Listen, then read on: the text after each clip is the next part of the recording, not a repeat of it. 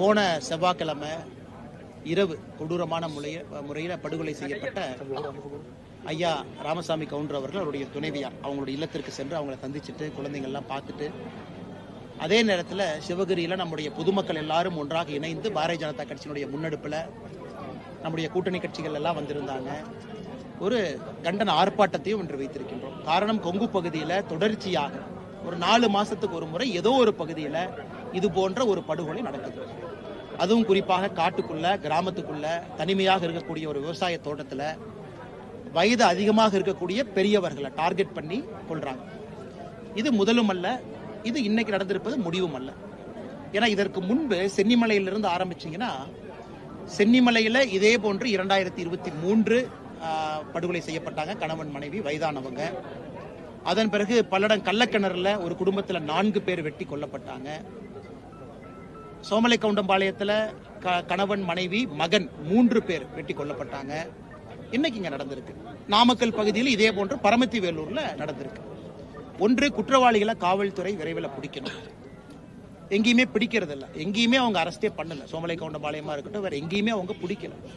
அதனால விரைவில் குற்றவாளிகளை நீங்கள் கைது செய்ய வேண்டும் என்று வலியுறுத்தி இந்த ஆர்ப்பாட்டம். திராவிட முன்னேற்ற கழகத்தினுடைய அரசு கடந்த 4 ஆண்டுகள்ல சட்டம் ஒழுங்கு சீர்குலைந்திருக்கிறது. நீங்க நல்லா உத்து பார்த்தீங்கன்னா, சட்டம் ஒழுங்கு என்பது திமுக ஆட்சிக்கு வந்ததிலிருந்து உருப்படியாக சொல்லிக் கொள்ளும் அளவுக்கு எங்கேயுமே இல்லை. அதர பாதாளத்தில் தான் இருக்கு. நான் மேடையில் படித்தேன், போக்சோ கேஸ் மட்டும் பார்த்தீங்கன்னா 16,000 தாண்டி இருக்கு. 2022, 23, 24 இந்த 3 ஆண்டுகள் மட்டும் 16,000 கேஸ் போக்சோ கேஸ் தாண்டி இருக்கு. இது பார்த்தீங்கன்னா அரசு வெளிப்படையாக டேட்டா கொடுக்கறது இல்லை. இந்த மானிய கோரிக்கையில் போய் பார்த்தீங்கன்னா அங்கிருந்தா நீங்கள் டேட்டா எடுக்கிறீங்க.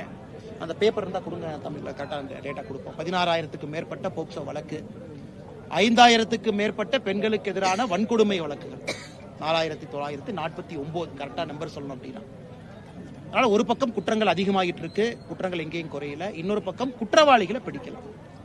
அதனால அரசை பொறுத்தவரை, காவல்துறையை பொறுத்தவரை நாங்க 2 வாரம் எல்லாரும் சேர்ந்து 2 வாரத்துக்குள்ள நீங்க குற்றவாளிகளை கைது செய்யவில்லை என்றால் 20ஆம் தேதி, வருகின்ற 20ஆம் தேதி செவ்வாய்க்கிழமை சிவகிரியிலிருந்து, இந்த பகுதியிலிருந்து தொடர்ச்சியான உண்ணாவிரத அறப்போராட்டத்தை நாங்கள் முன்னெடுக்க இருக்கின்றோம். அந்த 20ஆம் தேதி நடக்கக்கூடிய அந்த முதல் நாள் உண்ணாவிரத அறப்போராட்டத்தில் நான் பங்கேற்க இருக்கின்றேன். காலையிலிருந்து சாயங்காலம் வரைக்கும் இங்கே இருந்து பொதுமக்களை திரட்டி தொடர்ச்சியா டே பை டே ஒருத்தரா வந்துகிட்டே இருப்பாங்க. அரசு அந்த அளவுக்கு எங்களை அழைத்து செல்ல மாட்டார்கள் என்று நம்புகின்றோம்.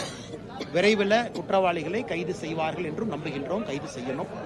அதே நேரத்தில் இறந்து போனவர்களுக்கு அரசு நிவாரண உதவியும் கொடுக்கணும்.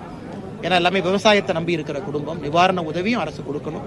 அதற்கு முதலமைச்சர் அவர்கள் தலையிட வேண்டும். குறிப்பாக இந்த பகுதியினுடைய திமுக அமைச்சர்கள் மூத்தவர்கள் இருக்கிறாங்க, அனுபவசாலிகள் இருக்கிறாங்க. அவங்கெல்லாம் கீழே பார்த்து சமாதானம் சொல்லி பத்திரிகை நண்பர்கள்ட்ட பேசி மக்கள்கிட்ட இன்னைக்கு அன்றாடம் இருக்கக்கூடிய பயத்தை போக்கணும். ஏன்னா கோடை விடுமுறை, எல்லா குழந்தைகளும் பேர குழந்தைகள் தோட்டத்துக்கு வருவாங்க, அவங்களுடைய தாத்தா பாட்டி பார்க்க வருவாங்க. எல்லா பக்கமும் ஒரு அச்ச உணர்வு, பய உணர்வு இருக்கு. இப்பதான் இந்த ஆடெல்லாம் திருநாயால கடித்து இறந்த சம்பவம் இப்பதான் பாக்குறோம். கிட்டத்தட்ட 60 லட்சம் ரூபாய் அரசு அவங்க சொன்ன கணக்குப்படி கொடுத்திருக்கணும். 6,000 ரூபாய் ஒரு ஆட்டுக்கு கணக்கு போட்டா கலெக்டர் ஆபீஸ் இருக்கக்கூடிய மொத்த பதிவுகளுக்கு 60 லட்சம். ஆனா அவங்க அலோகேட் பண்ணதே 16 லட்சம். சோ யாருக்குமே பணம் வரல. அதுவும் அது அதே வராதப்ப போன வாரம் ஒரு 30 ஆட்டை மறுபடியும் கிடைச்சிருக்கு. சோ இந்த பகுதியில தொடர்ச்சியாக பிரச்சனை நடக்குது. மாநில அரசு மெத்தனமா இருக்கு. ஆளும் கட்சியினுடைய அமைச்சர்களும் கூட கண்டும் காணாதது போல இருக்கிறாங்க. அதனால பத்திரிகை நண்பர்களுக்கு இதன் மூலமாக நாங்கள் தெரியப்படுத்துவது, படுகொலைகள் இது நிறுத்தப்பட வேண்டும் என்றால் குற்றவாளிகளை கைது செய்யணும். மெத்தனமாக இருக்கக்கூடிய காவல்துறையை தட்டி எழுப்பணும். சட்டம் ஒழுங்கு சீர்கெட்டுக் கொண்டிருக்கக்கூடிய அந்த 4 ஆண்டு கால திமுக ஆட்சியில இது இன்னும் மோசமா தான் இருக்கு. அதையும் முதலமைச்சர் அவர்கள் குறிப்பா அந்த கொங்கு பகுதி கவனம் கொடுக்கணும். நடக்கக்கூடிய அந்த படுகொலைகள் தினமும் ஒன்ன தாண்டி ஒன்று போயிட்டு இருக்கு. இதையெல்லாம் கூட பத்திரிகை நண்பர்களுடைய கவனத்துக்கு கொண்டு வர்றோம். இதை தாண்டி உங்களுக்கு கேள்விகள் இருக்கும், கேளுங்கன்னா பதில் சொல்றோம்.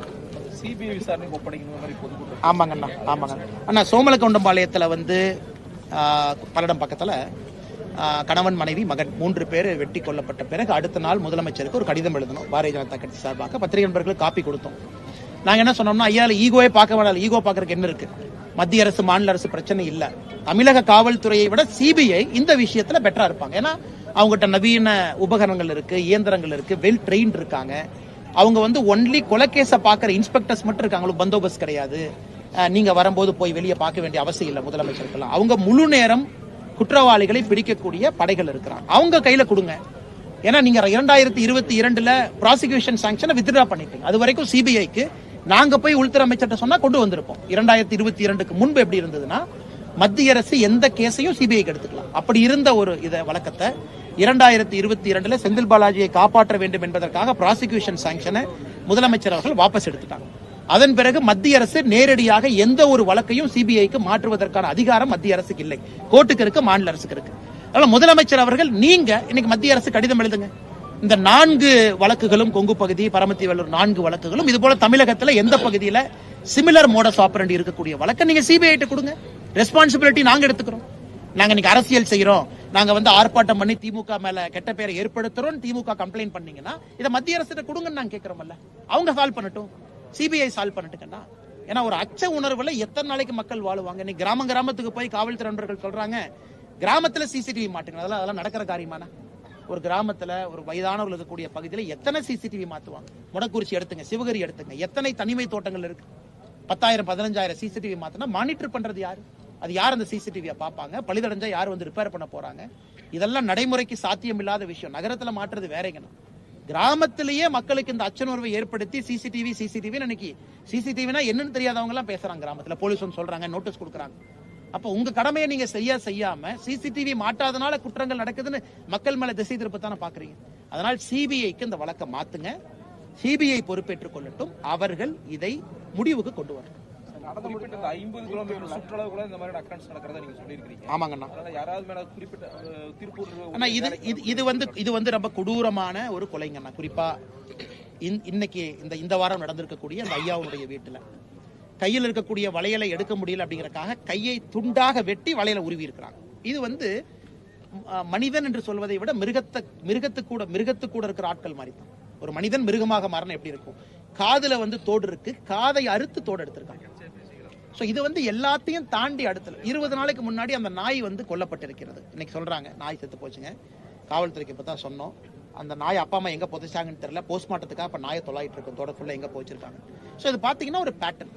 யாரோ ஒரு வெல் ட்ரெயின்டு ஒரு கில்லர் தான் பண்ணிருக்க முடியும். நான் காவல்துறை இருக்கும்போது நம்ம சொன்னா தப்பா போயிருங்கன்னா க்ளூ எல்லாம் இருக்குங்கண்ணா. இல்லாம எப்படிங்கண்ணா? இப்போ ஒரு கிராமத்து பகுதியில ஒரு நாய் செத்து போயிருக்கு, வந்திருக்கிறாங்க, யாரோ ஒருத்தர் பார்த்திருப்பாங்க. சோமலை கவுண்டம்பாளையத்திலேயும் க்ளூ இல்லைங்கிறாங்க, இதுவும் க்ளூ இல்லைங்கிறாங்க. அப்ப காவல்துறை என்ன பண்ணுது? சரி, உங்களால முடியலையல்ல, நீங்க சிபிஐ கொடுங்கன்னு தான் நான் கேட்கறேன். அவங்ககிட்ட டெக்னாலஜி இருக்கு, டெக்னிக் இருக்குங்கன்னா, உபகரணங்கள் இருக்கு, அவங்க வரட்டும். அங்கேயும் கொடுக்க மாட்டீங்க. ஈகோ இஷ்யூ நாங்களே பண்ணணுங்கிறீங்க.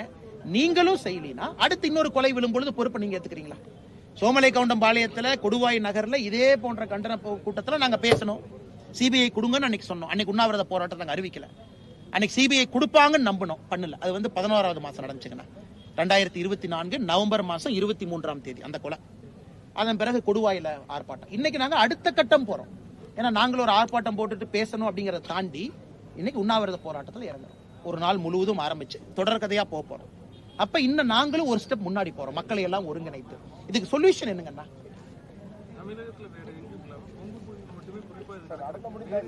அண்ணா குறிப்பா நம்ம பகுதிங்கன்னா இந்த தனியாக தோட்டங்காட்டுல இருக்கக்கூடிய பெரியவர்கள் கொஞ்சம் அதிகமாக இருக்கக்கூடிய பகுதி. நான் பார்த்த வரைக்கும், தமிழ்நாடு ஃபுல்லா பார்த்த வரைக்கும், இந்த மாதிரி ஒரு கில்லர் வர்றாங்க, தோட்டம் இருக்கணும், கொன்னா கூட பக்கத்துல கேட்க கூடாது, 1 கிலோமீட்டருக்கு இன்னொரு காடு இருக்கக்கூடாது. தென் தமிழகம் பாத்தீங்கன்னா கொஞ்சம் இந்த அளவுக்கு தூரமாக இருக்கக்கூடிய தோட்டங்கள் இல்ல, நம்ம பகுதி மட்டும்.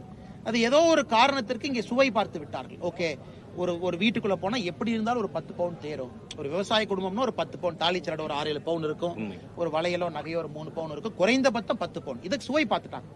திரும்ப என்ன நடக்குது? இந்த தனிமையாக இருக்கக்கூடிய காட்டை டார்கெட் பண்றாங்க. தமிழகத்தினுடைய மத்த பகுதியில வேற மாதிரி கிரைமுங்கன்னா, இங்க தனிமை. சென்னிமலைங்கண்ணா வயசு என்னங்கண்ணா? 82 வயசு அவங்களுக்கு, அந்த பெரியவருக்குங்கண்ணா. முருங்கத்தொழுவு ஊர்ல அவர் பேர் முத்துசாமி, அந்த ஐயா பேர் முத்துசாமி ஐயா 82 வயசு, அம்மா 77 வயசு. எல்லாம் பாருங்க, இவங்க 65, இவங்க 70 வயசு, 72, ஆத்தாக்கு வயசு 68, அம்மாக்கு. எல்லாம் பாருங்க, அவங்க ஸ்டடி பண்றாங்க, வயசானவங்களை பாக்குறாங்க, ஒரு ரெக்கி பண்ணித்தான் வர்றாங்க. திடீர்னு யாரும் நைட் கதை உடைச்சிட்டு உள்ள போலீங்கன்னா பக்காவா ஸ்டடி பண்றாங்க. நாய் எப்படி செத்துச்சுங்கன்னா, நல்லா இருக்கிற நாட்டு நாய் எப்படி செத்துச்சு? 20 நாளைக்கு 10 நாளைக்கு முன்னாடி செத்து இருக்கு. இன்னைக்கு சொன்னாங்க, இன்னைக்கு நாய் செத்து போச்சுங்க. இதெல்லாம் பார்க்கும் பொழுது நமக்கு தெளிவா தெரியுது, ஓ, இது பக்காவா டார்கெட் பண்ணி ஒரு கேங் வர்றாங்க. கரெக்டுங்கண்ணா. பல இடத்துலயும் நாய் வந்துச்சு, பல இடத்துலயும் சொன்னாங்கண்ணா நாய். 19ஆம் தேதி வரைக்கும் அவகாசம் ஆமாங்க ஐயா, அப்புறம் உண்ணாவிரதம் தொடங்குறீங்க. ஆமாங்க ஐயா. அதுல நீடிக்கும் போது நம்ம உண்ணாவிரத இதை நீடிச்சுக்கிட்டே போறோம். ஆமாங்க ஐயா. ஐயா தொடர் உண்ணாவிரதம் எதுக்கு சொல்றோம்னாங்க ஐயா, சொல்லுங்க. அரசியல் கட்சியை தாண்டி பத்திரிகை நண்பர்கள் மூலமாக மக்களுக்கு அதை கொண்டு போய் காமன் பொதுமக்களை கொண்டு வந்து உட்கார வைக்கிறோங்கிறது எங்க நோக்கம். ஏன்னா அரசியல் கட்சிகள் வந்தாங்க, பேசினாங்க, கிளம்புனாங்கன்னு இல்லாம நாங்க முன்னிருந்து எடுக்கிறோம். நீங்க வாங்க, தோட்டத்துல, கிராமத்துல, சாலையில இருக்கிறவங்க எல்லாம் வாங்க. இந்த பிரச்சனையை முதலமைச்சருக்கு பிரஷர் போடுவோம். உண்ணாவிரத போராட்டங்கிறது பிரஷர். சிவகிரியில உட்கார்றோம், எல்லாரும் வந்து உட்கார்றோம். பத்திரிகை நண்பர்கள் நீங்க வர்றீங்க, நம்ம தலைவர்கள் எல்லாத்தையும் நம்ம கூட்டிட்டு வர்றோம். இங்கிருந்து ஆரம்பிச்சு நம்ம கொண்டு போக பிரஷர் பில்டப் ஆகத்தானே போகுது. ஆனால் நாங்கள் எல்லாம் இங்க பாருங்க, ஈரோட்ல ஆர்ப்பாட்டம் நடத்துங்க, சிவகிரிக்கு வந்து நாங்க ரொம்ப தெளிவா இருக்கோம். சோமலகவுண்டம்பாளைய ஆர்ப்பாட்டம் கொடுவாயில நடத்தணும், ஊர்ல. திருப்பூர்ல பஸ் ஸ்டாண்ட் நடத்தக்கூடாது, நம்ம ஊருக்கு போய் ஆர்ப்பாட்டம் நடத்தணும். ஏன்னா அப்பதான் மக்களுக்கு அந்த உணர்வு, அப்பதான் மக்கள் வந்து அவர்கள் பிரச்சனையாக வருவாங்க.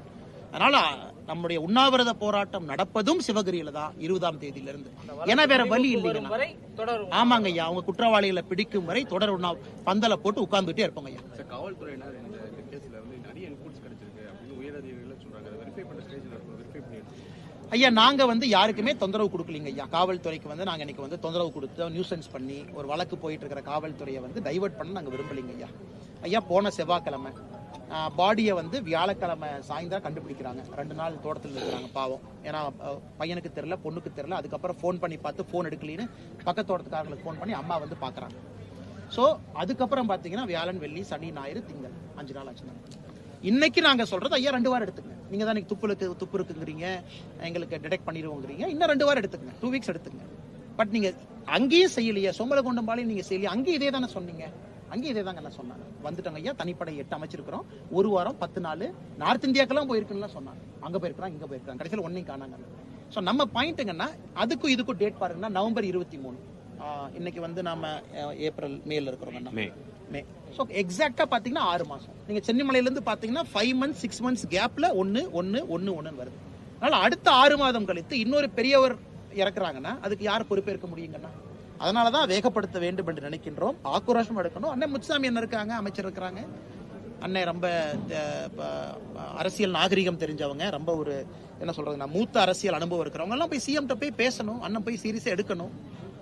சாமிநாதன் இருக்கிறாங்க. அதுவும் ஈரோட பொறுத்த வரைக்கும் உங்களுக்கு 1 இல்ல 3 அமைச்சர்கள் முத்தாக, மற்ற பக்கம்லாம் 1 தான். உங்களுக்கு 3 பேர் இருக்கிறாங்க. கைல்வெளி அக்கா அந்த பக்கம் இருக்கிறாங்க, 3 பேர் இருக்கிறாங்க. 3 அமைச்சர்கள் இருந்தும் ஒரு ஆறுதல் சொல்றதுக்கு இங்க வந்து உட்கார்ந்து சிவகிரிக்கு வந்து பேசி எம்எல்ஏ அம்மாவுடைய வயசு என்னங்கன்னா, அம்மா வந்து 2 மணி நேரம் வெயில சண்டை போட்டு நான் பாடியை வாங்க மாட்டேன்னு போராடுறது எம்எல்ஏ வேலையாங்கன்னா, அமைச்சர்கள் வந்து மக்களுக்கு ஒரு உத்தரவாதம் கொடுத்து நம்பிக்கை கொடுக்கணும், பத்திரிகை நண்பர்கள் மூலமாக செயல் இல்லைங்கண்ணா. அதான் எங்களுடைய கோபங்கண்ணா. சார், கடந்த சில தினங்களுக்கு முன்பு சட்டசபையில் ஏடிஎம்கே ஆட்சியில் தான் வந்து கொலை கொள்ளைகள் அதிகமாக இருக்குது. ஐயா நாம அந்த கம்பேரிசன் எப்ப சொல்லாங்கடாங்க ஐயா, நம்ம ஆட்சிக்கு வந்து முதல் வருஷத்துல சொல்லலாம். இப்போ ஒரு திமுக ஆட்சிக்கு வருதுன்னா முதல் வருஷம் இல்ல அவங்க இதுல அதிகமா இருந்துச்சு, அதனால நம்ம இதுல பாருங்க. இன்னைக்கு ஆட்சி 4வது வருஷம் முடிய போகுதுங்க ஐயா, 4வது வருஷம் முடிய போகுது. 4 வருஷம் ஒரு கட்சி ஆட்சியிலிருந்து அதற்கு முந்தைய ஒரு ஆட்சியில் இருந்த கட்சியை நோக்கி கை காட்டுறாங்கன்னா அது யாருமே பொதுமக்கள் ஏத்துக்க மாட்டாங்க. பொதுமக்கள் யாரும் ஏத்துக்க மாட்டாங்க. டேட்டா வச்சு வாய்ஜாலம் பண்ணலாங்க ஐயா, மேஜிக் பண்ணலாம். எஃப்ஐஆர் ரெஜிஸ்டர் பண்ணாம கொலையை குறைக்கிறதுக்கு முயற்சி பண்ணலாம். நீங்க எஃப்ஐஆர் ரெஜிஸ்டர் பண்ணல, குறைவா பண்றாங்க நீங்க எந்த எடுத்தாலும் தமிழகத்தில் இன்னைக்கு புள்ளி விவரப்படி கொலைகள் அதிகமாகத்தாங்க ஐயா இருக்கு. போக்சோ கேஸ் 16,000 கேஸ் 2022, 23, 24 3 வருஷம் எந்த மாநிலமும் 16,000 கேஸ் இல்லைங்க ஐயா, நம்ம தான் இருக்கோம் இன்னைக்கு. அதனால இன்னைக்கு தமிழகத்தை பொறுத்தவரை வாய்ஜாலம் செய்து இல்ல 2011 கம்பேர் பண்ணுங்க, 12 கம்பேர் பண்ணுங்க, 13 கம்பேர் பண்ணுங்க, அதை விட்டுருங்க. 4 வருஷம் நீங்க ஆட்சியில் இருக்கீங்கல்ல. நாங்க கேட்கறது தினமும் நடக்கிற மர்டர் கேட்கல. மர்டர் சென்னையில் நடக்குது, பிடிக்கிறீங்க, கூலிப்படை வர்றாங்க, அதெல்லாம் நாங்க போகல. நாங்கள் சொல்வது அப்பாவி பொதுமக்கள், கிராமத்தில் இருக்கிறவங்க, விவசாய மக்கள், எதுவுமே தெரியாது. அவங்க கையை வெட்டி வலை எடுத்துட்டு போறீங்க, காதை வெட்டி தோர் எடுத்துட்டு போறீங்க. இதுக்கு எப்படி வந்து நம்ம பொறுப்பேற்க முடியும்? எல்லா கொலைக்குமாங்கன்னா நம்ம வந்து ஆர்ப்பாட்டம் பண்றோம், எல்லா கொலைக்குமா பத்திரிகையாளர் சந்திப்பட்ட பேசுறோம். ஆணவ கொலைகள் நடக்குது, வன்ம கொலைகள் நடக்குது, நடக்கட்டும். சமுதாயம் சில இடத்துல கெட்டு போய் தான் கிடக்குது. அக்யூஸ்ட பிடிச்சி தண்டனை கொடுக்கலாம். இந்த கொலை எப்படி ஏத்துக்க முடியுங்கன்னா? தோட்டத்தை டார்கெட் பண்ணி கொள்றவங்கள அதுவும் பாருங்க. அவங்க எல்லாம் அந்த அம்மாவை பாருங்க, நான் பாவம் அப்பதான் குளிச்சுட்டு வந்திருக்காங்க தோசை சொல்லான்னு. அப்ப வெட்டி 2 மாடு வெளியே கட்டி போட்டு 8 கோழி செத்து போய் 2 நாள் யாருமே தோட்டத்துக்குள்ள போக முடியாம ரொம்ப கொடூரங்கண்ணா. இன்னைக்கு அவங்க குடும்பத்துல என்ன சொல்றாங்க, வீட்டுக்குள்ளேயே போக மாட்டாங்க. நாங்க அக்யூஸ்ட பிடிக்கிற வரைக்கும் வீட்டுக்குள்ள போக மாட்டோம், சேர் போட்டு வீட்டுக்கு வெளியே உட்காந்துருக்காங்க. பத்திரிகை நண்பர்கள் நீங்க போய் பார்த்தாலும் அண்ணன் அக்காவையும் வெளியே தான் பார்க்கணும். நாளைக்கு அமைச்சரே வர்றாங்க, முதலமைச்சரே வந்தால் வெளியே தான் பார்க்கணும். ஏன் அவ்வளவு காயத்தோடு அமர்ந்திருக்கின்றார்கள்? எப்படி ஏத்துக்க முடியும்? கொடூரமான கொலை. அது இந்த மாதிரி ஒரு புச்சரிங், இது கொலை என்று சொல்வதை விட சரியான வார்த்தைங்கன்னா வேட்டையாடி இருக்கிறாங்க. அதான் சரியான வார்த்தை. வேட்டையாடி புச்சரிங் பண்ணியிருக்காங்க. இதை எப்படி ஒரு முதலமைச்சர் சப்பக்கட்டு கட்டி அதிமுகவோட கம்பேர் பண்ணுங்க, அவங்க ஆட்சி கம்பேர் பண்ணுங்கன்னு சொல்றது எப்படி ஏத்துக்க முடியுங்க? சார், அந்த பகுதியில் இருக்க டாஸ்மாக் கடைகள்னால தான் நீண்ட காலமா சொல்லி எடுக்கல, இஷ்யூஸ் நிறைய இருக்குன்னு சொல்லி ஒரு கம்ப்ளைண்ட். அண்ணே, தொடர்ச்சியாக நான் சொல்வது, நம்முடைய கட்சி சொல்வது, நம்முடைய தலைவர்கள் சொல்வது, தொடர்ச்சியா சொல்றது, தமிழ்நாட்டில் டாஸ்மார்க்கை முடிவுக்கு கொண்டு வர வேண்டிய சூழ்நிலைக்கு நம்ம வந்துட்டோங்க. இன்னைக்கு போதை வஸ்துக்கள் கஞ்சால இருந்து டாஸ்மார்க்ல இருந்து தான் ஃபியூவல் பண்ணுது. இதெல்லாம் மனித எப்படி மிருகமா மாறுறாங்கன்னா இதனாலதான் மிருகமா மாறுறான். எதற்கு இவ்வளவு பிரச்சனைகள் தினமும் பேசுறோம் நாம? ஏன்னா போதை பயன்பாட்டுல தன்னுடைய தன்னிலை மறந்து மிருகமா மாறிடுறான். 50,000 கோடி டாஸ்மாக் எப்படி ஏத்துக்க முடியும்னா? எவ்வளவு விற்கிறாங்கன்னா 5500 கடைங்கன்னா கோட்டி போட்டுட்டு விற்கிறாங்க. ஒரு FL2 லைசன்ஸ் எல்லாம் எவ்வளவு கொடுத்து 25 லட்சம் கொடுத்து வாங்குறாங்க. 50 லட்சம் 50 லட்சம். இந்த அமைச்சர் தான் மாறி இருக்கிறாங்க, குறைப்பாங்க ஏற்றுவாங்களான்னு தெரியல பாருங்க. அதனால இன்னைக்கு நாம் எல்லோரும் பொதுஜனமாக இணைந்து டாஸ்மார்க் குறைய, கள்ளுக்கடையை தர அல்லது பிரைவேட் ஆளுக்கு பாரக்கூடு, கவர்மெண்ட் நடத்தாத சொல்ல வேண்டிய நேரம். ஏன்னா டாஸ்மார்க் நடத்தினா நடக்கக்கூடிய ஒரு நல்ல விஷயத்தை கவர்மெண்ட் சொல்லிட்டுங்கண்ணா. அது முத்துசாமி அண்ணா தான் மறுபடியுமாங்களா? அவரு தானே மறுபடியும் இந்த 90 ML அடுத்த டெட்ரா பேக் ஆரம்பிப்பாங்க. நீங்க முத்துசாமி அண்ணன் கிட்டே கேளுங்க, அவர் மேல மரியாதை இருக்கக்கூடிய மனிதன். ஆனா முத்துசாமி அண்ணா வாயில அந்த 45 ML 30 ML வரதெல்லாம் நான் ஏத்துக்க மாட்டேன். அவ்வளவு பாரம்பரியமான ஒரு அரசியல் தலைவர், அவர் அப்படி சொல்ல வச்சுட்டாங்களேன்னு வருத்தப்படுறேன். ஆனா இப்போ மத்திய அரசு அறிவிப்பு வெளியிட்டாங்க. கொஞ்சம் முன்னாடி வர 7ஆம் தேதி இந்தியா முழுமைக்கும் போர் ஒத்திகை நடத்தணும்னு சொல்லி அறிவிச்சிருக்காங்க, சொல்லியிருக்காங்க. ஓகே அண்ணா, இப்ப உங்களுக்கு பாகிஸ்தான் பாத்தீங்கன்னா கடந்த 3 நாட்கள்ல 2 ஏவுகணை சோதனை நடத்தியிருக்கிறாங்க. நேற்று நடத்தின ஏவுகணை சோதனை 150 கிலோமீட்டர் தூரம், 2 நாட்களுக்கு முன்பு 100 கிலோமீட்டர் தூரம். ஸோ அதை பாகிஸ்தான் சைட்ல வார் ட்ரில் அப்படிங்கிறாங்க. நம்முடைய சைட்ல இந்தியாவை பொறுத்தவரை ஒரு கன்வென்ஷனல் வார், நாமளும் பாகிஸ்தானும் சண்டை போடுறோம் அப்படின்னா, என்னை பொறுத்தவரை பாகிஸ்தானும் நம்ம சண்டை போடுறோம்னா 48 மணி நேரத்திற்கு மேல அந்த போர் நீடிக்காதுங்க. பாகிஸ்தானை பொறுத்தவரை மேக்சிமம் 48 மணி நேரம் தான். வார் கேம்ஸ்லாம் நீங்க பாத்தீங்கன்னா மேக்சிமம் 2 days, அதுக்கு மேல அவங்ககிட்ட கெப்பாசிட்டி இல்லைங்க. பட் இருந்தும் இன்னைக்கு நம்முடைய மத்திய அரசு சில அறிவிப்புகளை வெளியிட்டு இருக்காங்க. ஒன்று, ஆர்டினன்ஸ் ஃபேக்டரியில வேலை செய்யறவங்க எல்லாத்தோடைய லீவை கேன்சல் பண்ணிட்டாங்க. அதாவது படை உபகரணங்கள் தயார் செய்யக்கூடிய இடம், புல்லட்டு, அங்கெல்லாம் ஒரு வாரமா எல்லா leave cancel, full time work பண்ணுங்க. நம்ம ரேம்ப் அப் பண்ணிட்டோம், ப்ரிப்பேர்ட் ஆயிட்டோம். முதலமைச்சர் அவர்கள் பிரதமர் அவர்கள் முப்படை தளபதிகளை ஒரு முறை அல்ல 2 முறை சந்திச்சிட்டாங்க. Cabinet committee on security CCS highest body சந்திச்சிட்டாங்க. தனியாக நம்முடைய அமைச்சர் ராஜ்நாத் சிங் அவர்கள் டிஃபென்ஸ் மினிஸ்டர் சந்திச்சிட்டாங்க. ஸோ பிரதமரை பொறுத்தவரை நாட்டு மக்களுக்கு ஒரு செய்தி சொல்லிக்கிட்டே இருக்கிறாங்க, நாங்க ப்ரிப்பேர் ஆயிட்டு இருக்கோம், எந்த இவென்ச்சுவாலிட்டி பாகிஸ்தான் தவறு செய்தாலும் நாங்க ரெடியா இருக்கோம். அடுத்தது, இன்டர்நேஷனல் லெவல்ல அமெரிக்கா, சைனா, ரஷ்யா போன்ற நாடுகள் உள்ள அவங்களுடைய கருத்து சொல்ல ஆரம்பிச்சிட்டாங்க. ஆனால் இன்னைக்கு நாட்டு மக்களை பொறுத்தவரை பாகிஸ்தானுடைய மிசைல் ரேஞ்ச், குஜராத், மகாராஷ்டிரா ஒரு பாதி, அவங்க தான் மிசைல் ரேஞ்சுங்க, அவ்வளவுதான் மிசைல் ரேஞ்சுக்குள்ள இருக்கிறாங்க. அதனால் நாட்டு மக்களை தயார் செய்ய வேண்டியது அரசனுடைய கடமை. கண்டிப்பா அரசு தயார் பண்ணணும், அதைத்தான் நம்முடைய மத்திய அரசு செய்யறாங்க. அதே நேரத்தில் போர் மூலுமா, இது நான் கருத்து சொல்வது தவறா போயிருங்கன்னா, போர் மூண்டால் 48 மணி நேரத்திற்கு மேல பாகிஸ்தான் தாக்கு பிடிக்காது என்பதை ஓரளவுக்கு இது தெரிந்த ஒரு மனிதனாக என்னால் உறுதியாக சொல்ல முடியுங்க. நாம ரெண்டு பேரும் நியூக்ளியர் பவர், அவங்க கிட்டயும் அணு ஆயுதம் இருக்கு, நம்ம கிட்டயும் அணு ஆயுதம் இருக்கு. சைனா இன்னைக்கு பாகிஸ்தான் பக்கம் லைட்டா இருக்கிறாங்க, ரஷ்யாவும் அமெரிக்காவும் நம்ம பக்கம் இருக்கிறாங்க. அதனால ரொம்ப அது கேர்ஃபுல்லா தாங்க நான் பண்ணணும். எடுத்தவங்க கவுத்தன்னு ஒரு விஷயத்தை செய்ய முடியாது. அதனால தான் பிரதமர் யோசிச்சு நிதானமாக எல்லாத்தையும் கலந்து ஆலோசித்து எதிர்க்கட்சி நண்பர்களையும் உட்கார வச்சு பேசி ஒரு ஸ்டெப்பா முடிவு எடுக்கிறார். ஒரே நாள்ல எடுத்தவங்க கவுத்தம்னு பண்ணாம பிரதமரை பொறுத்தவரை ஆழமாக நுணுக்கமாக செய்திருக்கிறார். பிரதமர் சொல்றாங்கன்னா நம்ம தயாராகும். எடப்பாடி பழனிசாமி அவர்கள் செயற்குழு கூட்டம் 2 நாளைக்கு முன்னாடி முடிஞ்சதுக்கு அப்புறம் சொல்லியிருக்காரு, வலுவான கட்சிகள் எல்லாம் எங்களோட கூட்டணிக்கு வர போறாங்க அப்படின்னு சொல்லியிருக்காரு. அதிமுக BJP கூட்டணி முடிஞ்சிருச்சு, நிறைவாயிருச்சு. அப்புறம் பாமக தேமுதிக வர்றதுக்கான வாய்ப்புகள் இருக்கா BJP அலைன்ஸ்? ஆனால் நான் கூட்டணிக்குள்ள நான் போக விரும்பலிங்கன்னா என்ன அப்படின்னு அதுக்குள்ள போன அது இல்லை. தலைவர்கள் இருக்கிறாங்க, பேசி முடிவெடுக்கட்டும். என்னை பொறுத்த வரைக்குங்கன்னா ஒரு வலுவான கூட்டணி திமுகவை வீழ்த்தணும் அப்படிங்கறதுல எனக்கு பெரிய ஒரு நம்பிக்கை இல்லைங்கண்ணா. வலிமைங்கிறது என்னங்கண்ணா, வெறும் எண்ணிக்கை வலிமையா? ஸோ என்னை பொறுத்தவரை திமுகவை வீழ்த்தி விட்டு நாம என்ன ஆட்சி கொடுக்க போறோம் அப்படிங்கறத மக்கள் கேட்கறாங்க. இன்னைக்கு மக்கள் கேட்கறாங்க. ஸோ திமுக வீட்டுக்கு அனுப்புறீங்க, சரி, நீங்க என்ன பண்ண போறீங்க? சட்டம் ஒழுங்கு எப்படி சரி பண்ண போறீங்க? விஷன் கேட்கறாங்க மக்களை பொறுத்தவரை. they want a vision. அடுத்த 5 ஆண்டுகள் தமிழகத்தை உங்க கையில கொடுத்தா என்ன செய்ய போறீங்க?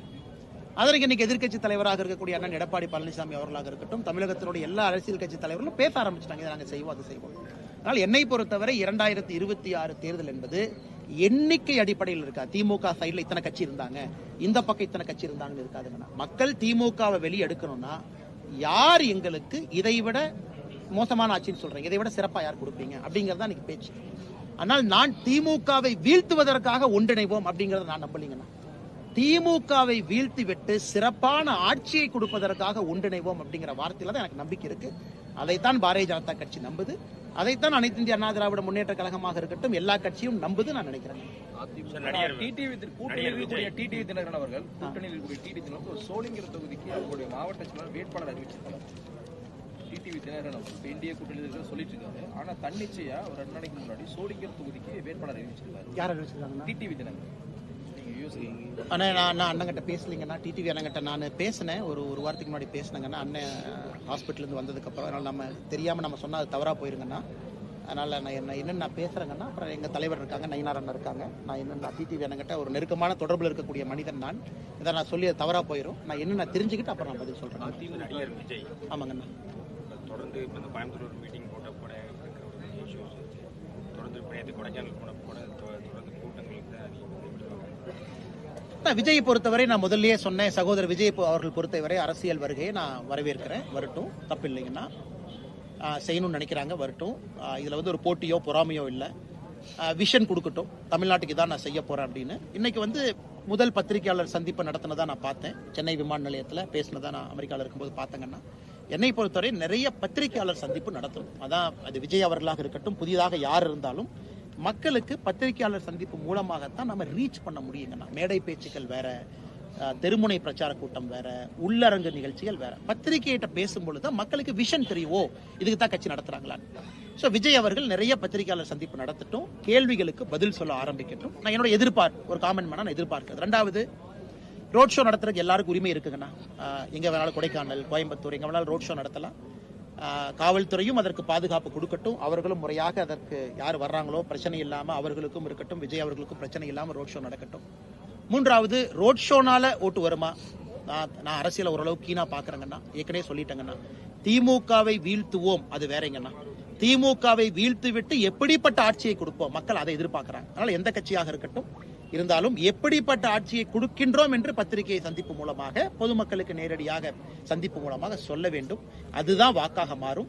இன்னைக்கு பொலிட்டிக்கல் ஃபீல்டு ஓப்பனுங்கண்ணா. தமிழ்நாடை பொறுத்தவரை இட்ஸ் ஓப்பன் ஃபீல்டு. இன்னைக்கு ஸ்ட்ராங்கான நிறைய பிளேயர்ஸ் இருக்காங்க. இன்னைக்கு ஒரு ஓப்பன் பொலிட்டிக்கல் ஃபீல்டு இருக்கு. மக்கள் ரொம்ப உன்னிப்பா பாக்குறாங்க. திமுக மேல ஒரு வெறுப்பு இருக்கு. புதியவர்கள் வந்தாங்கன்னா வரவேற்பு இருக்கு. மோடி ஐயா மேல பெரிய ஒரு மரியாதை இருக்கு. அனைத்து இந்திய அண்ணா திராவிட முன்னேற்ற கழகம் ஒரு வலிமையான ஒரு கட்சி. பாரதிய ஜனதா கட்சி அமைப்பு ரீதியாக பலமாக இருக்கின்றோம். பாட்டாளி மக்கள் கட்சி, அண்ணன் டிடிவி தினகரன் அவர்கள் எல்லோரும் அவரவர் பகுதியில் வலிமையா இருக்கிறாங்க. அதனால ஒரு ஓப்பன் ஃபீல்டா இன்னைக்கு இருக்குங்கண்ணா. இன்னையிலிருந்து அரசியல் கட்சிகள் சுதாரித்து முன்னேறுவது நம்ம கையில இருக்கு. 2 நாளைக்கு முன்னாடி முதலமைச்சர் ஸ்டாலின் கூட்டத்தில் பேசும்போது சொல்லியிருக்கிறாரு, சரிங்கண்ணா, அதிமுகவை மிரட்டி பாஜக கூட்டணிக்கு வர வச்சிருக்காங்க, பணிய வச்சிருக்காங்க அவர் சொல்லியிருக்காரு. முதலமைச்சர் அவர்கள் எதற்காக யாரோடு கூட்டணி வைக்கிறாங்க, அவருக்கு பிரச்சனை என்னன்னு புரியலீங்க. அவருக்கு என்ன பிரச்சனை? முதலமைச்சர் காலையிலிருந்து இரவு வரை ஏன் இதையே திரும்ப திரும்ப திரும்ப திரும்ப பேசிட்டே இருக்காங்க எனக்கு புரியல. அவருக்கு என்ன பயம், என்ன அவருக்கு ஒரு சங்கடம் எனக்கு தெரியலீங்கண்ணா. ஒரு காலத்துல அவர் தான் சொன்னாரு, அவருடைய தந்தையார் சொன்னாரு, பாரதிய ஜனதா கட்சி எங்க இருக்கு, இங்க ஒண்ணு அங்க ஒண்ணு இருக்குனாரு. அவங்க தான் சொன்னாங்க ஏடிஎம்கே வீக்கன் ஆயிடுச்சுன்னு. முதலமைச்சர் தான் 2 வருஷத்துக்கு முன்னாடி சொன்னாரு. இன்னைக்கு அனைத்து இந்திய அண்ணா திராவிட முன்னேற்ற கழகம் பாரதிய ஜனதா கட்சியினுடைய கூட்டணியை ஏன் சொல்றாங்கன்னா எனக்கு புரியல. நான் திரும்ப திரும்ப சொல்றதுங்கன்னா, இன்னைக்கு நான் சொல்றது விஷன் என்ன இருக்குன்னு தான் நான் கேட்கறேன். இப்ப எங்க கூட்டணியா இருந்தாலும் விஷன் மக்கள்கிட்ட கொடுக்கணும். சகோதரர் விஜயா இருந்தாலும் விஷன் கொடுக்கணும். சகோதரர் சீமான் அண்ணா இருந்தாலும் விஷன் கொடுக்கணும். இன்னைக்கு தான் அரசியல் மக்கள் ரொம்ப புத்திசாலிகள், ரொம்ப புத்திசாலி, ரொம்ப தெளிவா யோசிச்சு தான் ஒரு ஓட்டு போட போறாங்க. அதனால முதலமைச்சர் எதற்காக பிதற்றுகின்றார்? அவர் செஞ்ச சாதனையை சொல்லலாமே, 4 வருஷம் ஆச்சு, அதை ஏன் சொல்ல மாட்டாரு? ஏன் டேட்டா கொடுக்க மாட்டாரு? ஒரு கொலை கூட தமிழ்நாட்டில் டேட்டா இல்ல. நான் உங்களுக்கு சொன்ன டேட்டால எங்க எடுத்தாங்கன்னா மானிய குறிப்புல இருந்து எடுத்தேன். மானிய குறிப்புல, உள்துறை மானிய குறிப்புல தான் டேட்டா இருக்கு. இவங்க ஒரு டேட்டா வெளியிட்டு பல ஆண்டுகள் ஆகுது. பெண்களுக்கு எதிரான குற்றம் 2021, 22, 23 எங்கேயுமே இல்ல. பத்திரிகை கிடைக்காதுங்க, கிடைக்காது. எந்த டேட்டாவுமே கொடுக்கறது இல்ல. எந்த அடிப்படையில நல்லாட்சின்னு சொல்றாங்க? ஆனால் முதலமைச்சர் அவர்கள் அதுல கவனம் செலுத்தட்டும். யாரோடு கூட்டணி வைக்கின்றார்கள் என்பதற்கு எதற்காக அவர் கவலைப்பட்டுக் கொண்டிருக்கின்றார்?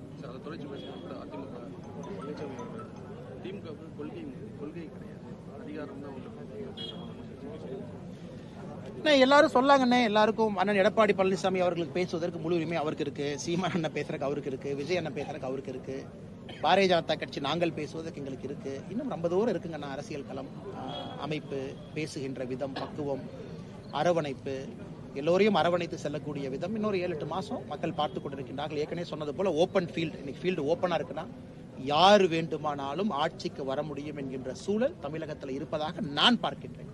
ஏன்னா மக்கள் எல்லாத்தையும் பார்க்கறாங்க. விஜய் அவர்களையும் உத்து பார்க்கறாங்க, அண்ணன் சீமான் அவர்கள் ரொம்ப நாளா போராடிட்டு இருக்காரு, அவரையும் உத்து பார்க்கறாங்க. பாரதிய ஜனதா கட்சி, மோடி ஐயா வலிமை அடைஞ்சிருச்சு, பாரதிய ஜனதா கட்சியை பார்க்கறாங்க. அதிமுக 10 ஆண்டு காலம் தொடர்ச்சியாக ஆட்சியில் இருக்கு, முன்னாடி இருந்து இப்ப 4 வருஷமா இல்லாத கட்சி, அதிமுகவையும் பார்க்கறாங்க. ஓப்பன் ஃபீல்டு பொறுத்திருந்து பார்க்கணும். ஆனா சாதிவாரி கணக்கெடுப்பை பொறுத்தவரை என்ன, இது ஒரு விஷயத்தை நல்லா புரிஞ்சுக்கணும். சாதிவாரி கணக்கெடுப்பை எவ்வளவு ப்ரொஃபஷனல் நாங்க நடத்துறோம் அப்படிங்கிறது தான் நாங்கள் சொல்லுகின்ற பேச்சுக்கான மரியாதைங்கண்ணா. இன்னைக்கு தெலங்கானா நடத்தி முடிச்சிருக்கிறாங்க, கர்நாடகா நடத்தி முடிச்சிருக்கிறாங்க, பீகார் நடத்தி முடிச்சிருக்கிறாங்க. ஆனா குறிப்பா பீகார் ஜாதிவாரி கணக்கெடுப்பு ஒரு பக்கம் விட்டுருங்க, கர்நாடகா ஹெவிலி பொலிட்டிசைஸ்ட். அவங்களால வெளியே டேட்டாவை கொடுக்கவே முடியல. கணக்கெடுப்பு நடத்தி முடிச்சு ஏன்னா கேபினெட்டுக்குள்ள பிரச்சனை. லிங்காயத் ஒன்று சொல்றாங்க, எஸ்சி சமுதாயம் ஒன்று சொல்றாங்க, கவுடா சமுதாயம் ஒன்று சொல்றாங்க. ஏன்னா இவங்க அரசியல் காரணங்களுக்காக நடத்தப்பட்டது. அதனால பத்திரிகை நண்பர்களுக்கு என்னுடைய அன்பான வேண்டுகோள், அண்ணே நீங்களும் ஜாதிவாரி கணக்கெடுப்பு நடத்துவோம்னு சொல்றீங்கன்னா நாங்க எவ்வளவு ப்ரொஃபஷனலா அதை நடத்துறோம் அப்படின்னு நீங்க பாருங்கண்ணா. இது வந்து அரசியல் காரணங்களுக்காக அல்ல, இது ஒரு டேட்டா கலெக்ஷன், ஒரு மெத்தடாலஜி. அதனால் நிச்சயமாக பிரதமர் அவர்கள் பேசிய பிறகு அஸ்வினி வைஷ்ணவ் அவங்க தான் சம்பந்தமா பேசியிருக்கிறாங்க. இது ஒரு ப்ரொஃபஷனலாக நடத்தக்கூடிய ஒரு காஸ்ட் சென்சஸ். அதனால் நிச்சயமாக இது அரசியல் காரணங்களுக்காக இல்லாமல் பாரதிய ஜனதா கட்சி நம்முடைய என்டிஏ ஜாதிவாரி கணக்கெடுப்பு நடத்திய பிறகு இந்தியாவில் ஜாதியை வைத்து அரசியல் செய்யக்கூடிய அந்த விஷயம் என்பது முடிந்துவிடும் என்கின்ற நம்பிக்கை எனக்கு இருக்கு. உலக தமிழ் சொந்தங்களுக்கு வணக்கம். நான் ராஜவேல் நாகராஜன். பேசு தமிழா பேசு வலையொலியுடைய வளர்ச்சிக்கு நீங்களும் உறுதுணையாக இருக்கணும்னு நினைச்சீங்கன்னா இந்த வீடியோடைய டிஸ்கிரிப்ஷனில் இருக்கக்கூடிய ரேசர் பே லிங்கை கிளிக் பண்ணுங்கள். அந்த லிங்க்ல போயிட்டு உங்களுக்கு விருப்பமான தொகையை பேசு தமிழா பேசுவனுடைய வளர்ச்சிக்கு உங்களுடைய பங்களிப்பாக நீங்கள் கொடுக்கலாம். நன்றி, வணக்கம்.